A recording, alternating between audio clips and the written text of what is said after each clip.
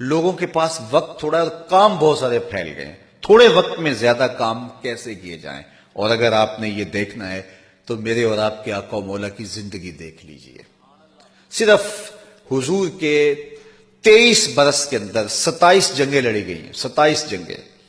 ایک 302 کا مقدمہ آ جائے آدھی زندگی کھا جاتا ہے. تو 27 جنگیں لڑی ہیں ان 23 سالوں کے اندر. آنے والے وفود سے ملاقات کی ہے. قیامت تک آنے والا منشور حیات دیا ہے. صحابہ کی تربیت کی ہے. غازی بھی تیار کیے, مجاہد بھی تیار کیے, اور جو ہے وہ حضرت عمر فاروق جیسے, صدیق اکبر جیسے لوگ تیار کیے, خالد بن ولید جیسے جرنیل تیار کیے, اور دنیا کے بادشاہوں کو خطوط لکھ کے مختلف سفیر بھیجے. اور عبادت کا رنگ کیا ہے کہ یوں قیام کرتے ہیں کہ میرا مالک خود کہتا ہے چادر اوڑھنے والے محبوب ساری رات جاگا نہ کر, کبھی سو بھی لیا کر. تو اللہ کی حضور اس کی بندگی کو بھی اس انداز سے ادا کر رہے ہیں. تو صرف 23 سالہ زندگی کے اندر اگر آپ دیکھیں, آنے والے وفود سے ملاقات بھی ہو رہی ہے, دکھیوں کے کام بھی آ رہے ہیں. 9 ازواج تھی جب حضور کا وصال ہوا ہے. کسی ایک کو بھی حضور پہ شکایت نہیں تھی. یہ ذرا غور کیجئے. آج ہر بندہ کہتا ہے کہ میرے گھر والوں کو مجھے شکایت ہے, میں چونکہ کاروبار بڑا وسیع ہے اور ٹائم نہیں دے پاتا گھر والوں کو, میرے لیے یہ مسئلہ ہے. اب 27 جنگیں بھی لڑی ہیں. 9 ازواج کے ساتھ حضور کا رویہ اتنا خوبصورت ہے, اور اس طرح ان کو وقت دیا ہے کہ کسی ایک کو بھی شکایت نہیں ہے. اور گزرتی ہوئی خاتون بھی حضور کو 2 گھنٹے 3 گھنٹے کھڑا کر لیتی ہے. آنے والے وفود سے بھی ملاقات ہو رہی ہے, اور لاکھوں کی تعداد کے اندر صحابہ حضور سے حدیثیں بھی جمع کرتے ہیں. صفہ کے چبوترے پہ بیٹھنے والے حضور سے درس زندگی بھی لیتے ہیں, اور لوگوں کی تیمارداری بھی کرنے جاتے ہیں, جنازوں میں بھی شامل ہوتے ہیں.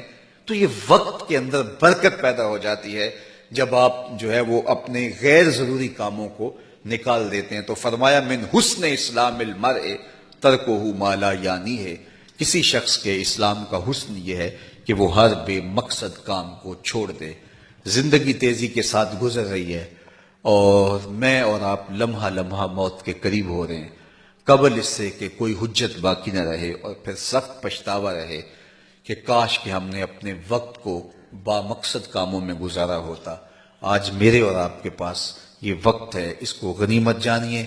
وہ کیا کسی نے کہا تھا, اج سا بھی نے کھلے راہ بھی نے, انج ٹوک نو کھڑے ٹوکدے نہیں, ٹر پویں تے پینڈے مک جاندے, کار بیٹھے ہیں فاصلے مک دے نہیں.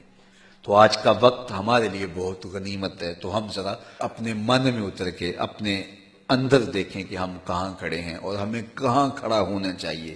تو یہ ہماری خود احتسابی کا عمل کمزور ہو گیا, اور خود احتسابی کے نتیجے کے اندر عمل کی تحریک پیدا ہوتی ہے. جب نقصان کا انسان کو ادراک ہوتا ہے, متاع کارواں کے لٹ جانے کو اسے خبر ہوتی ہے, تو پھر جو ہے وہ احساس ضیاء ہوتا ہے. لیکن جب احساس ضیاء بھی جاتا رہے اور متاع کارواں کے لٹ جانے کی خبر بھی نہ ہو, تو پھر قومیں بس ایک ہجوم بن کے رہ جاتا ہے. اور اس وقت یہ امت سوائے ایک ہجوم کے اور کچھ بھی نہیں ہے.